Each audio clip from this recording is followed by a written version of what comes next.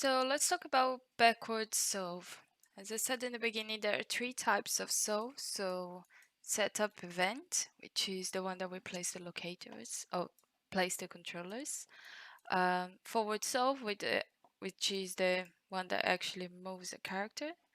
And then we have backward solve here, which is the one that we use to bake an animation onto the controls. So for example, if you have a mocap animation, or if you already have an animation that you exported from Maya, for example, into this skeleton, and you want to bake that animation into the control rig controls, you need a backward solve to do that. So the principle is basically the same as the setup event, is getting the location of the bones and placing the locators according to those locations. So what I'm doing here mainly,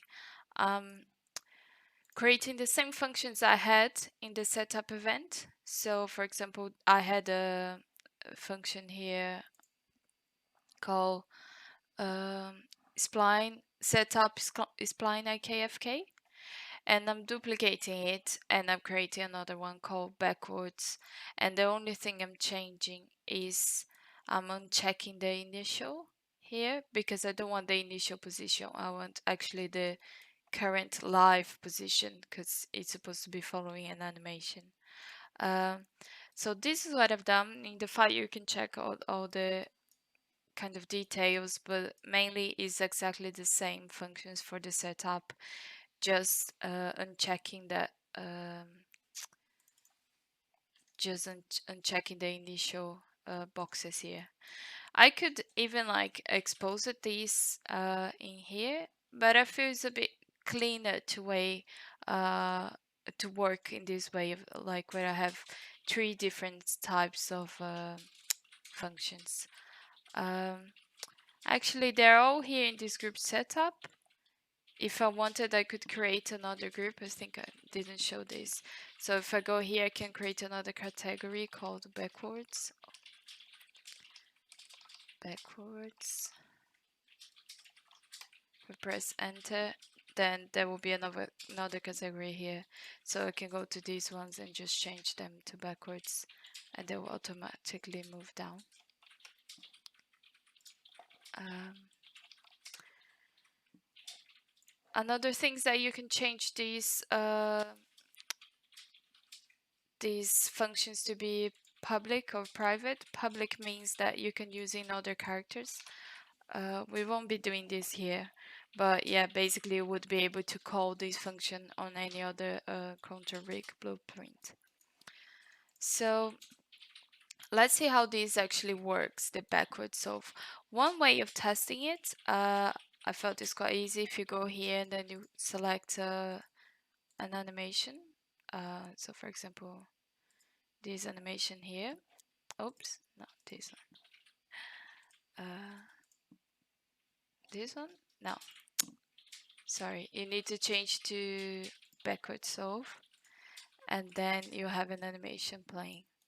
So yeah, if you have it on forward solve, it won't play because it's constrained by the controllers. But if you actually move to backward solve, you can see the skeleton moving, and then the idea is that the controls will be moving with the skeleton. So here you can see that all our feet controls, fingers, arms, clavicles, all the spine, they're all following the animation as expected.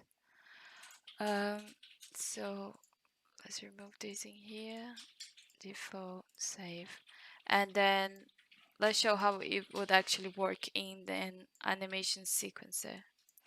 So let me delete this here. So basically, to animating the reel, we always use animation sequencer. You can right click in here, go to animation, level sequence, and then if you double click, it will open this tab. This is just an empty level. So basically, if you go here, new, basic, I just created a new mapping here. And then to actually animate, you need to drag and drop your character into the scene. Because this character is so small, you can just rescale in here. If this lock is closed, that means I will scale up all the axes. If it's unlocked, that means that only one axis will be scaled.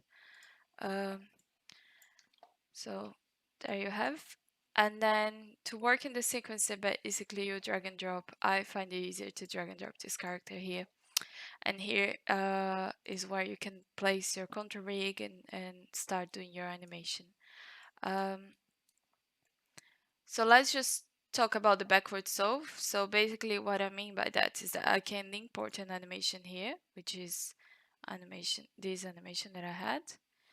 And then let's say I want to edit it. So I can just right click on the top layer, bake to control rig, bus control rig, which is the name of the rig that I've created for him. Here I leave everything as default. Apart from this one, I like to reduce keys to 0.01. And then there I have it.